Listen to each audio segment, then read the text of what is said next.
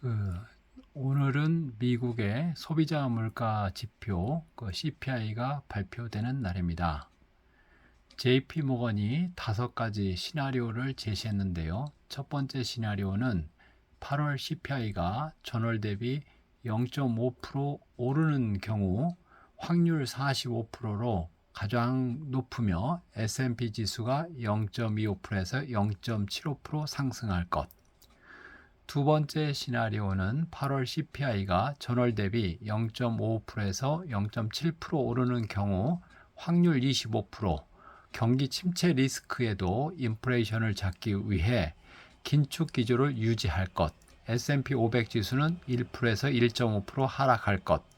세 번째 시나리오는 8월 CPI가 0.3%에서 0.45%의 경우 확률은 20%, 9월 연방 공개시장 위원회에서 금리 인상 선택지가 없어지고 11월 금리 인상 가능성도 낮아질 것으로 예상.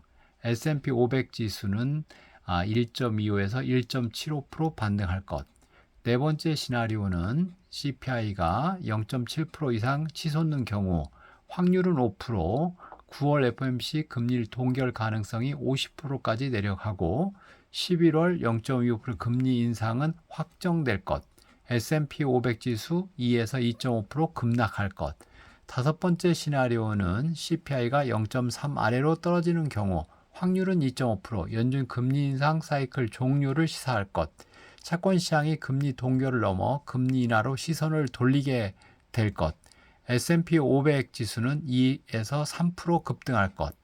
미국의 8월 CPI는 9시 30분 발표 예정이고 CNBC에 따르면 월가 전문가들은 8월 CPI가 전월 대비 0.6% 상승, 전년 대비로 3.6% 상승일 것으로 내다보고 있다. 근원 물가는 4.7에서 4.3으로 낮아질 것으로 전망하는데 지금 미국의 CPI가 발표됐는데요. 헤드라인 물가는 3.7, 근원 물가는 4.3. 그게 전망치보다 조금 어긋난 상태고요. 굳이 따지면 JP모건이 제시한 두 번째 시나리오 0.5%에서 0.7% 오르는 경우 확률 25%, 경기 침체 리스크에도 인플레이션 잡기 위해 긴축 기조를 유지할 것, S&P 지수는 1에서 1.5% 하락할 것. 요 전망인데요. 참고로 근원 물가는 이제 전망치 4.3으로 나왔거든요. 그러니까 이 정도 1에서 1.5%까지 폭락하지는 않을 거 아닌가 이런 생각이 들고요. 단기에 지금 국제유가가 많이 올랐거든요. 최근 한 달 사이에 유럽의 여러 나라들이 화재나 그 다음에 물난리 이런 거 영향을 받고 있고 사우디의 어떤 감산 100만 배럴 연말까지 감산을 연장하는 것 이런 것들이 영향을 받는 걸로 이렇게 보이고요. 특히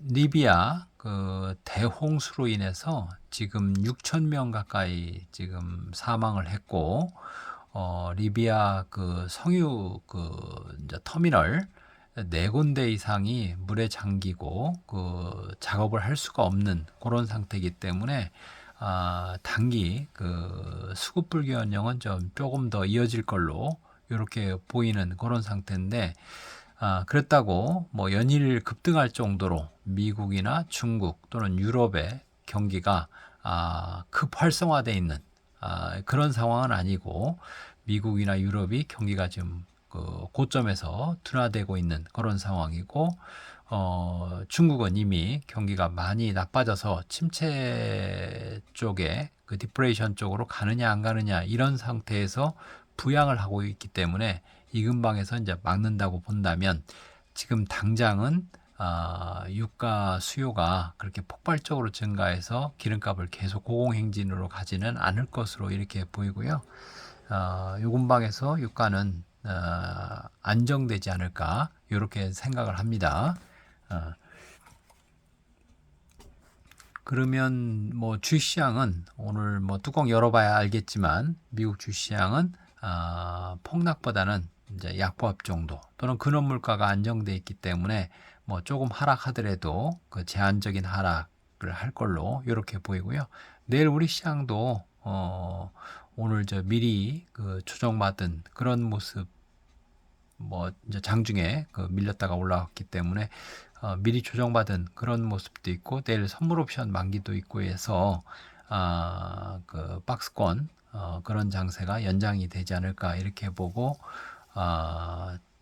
종목 장세가 계속 이어지지 않을까 이렇게 봅니다. 그래서 오늘 물가는 조금 올랐지만, 헤드라인 물가는 좀 올랐지만 근원 물가는 계속 하락하고 있어서 다행이다 이렇게 이제 말씀을 드립니다. 시황은 여기까지 하고 마치겠습니다.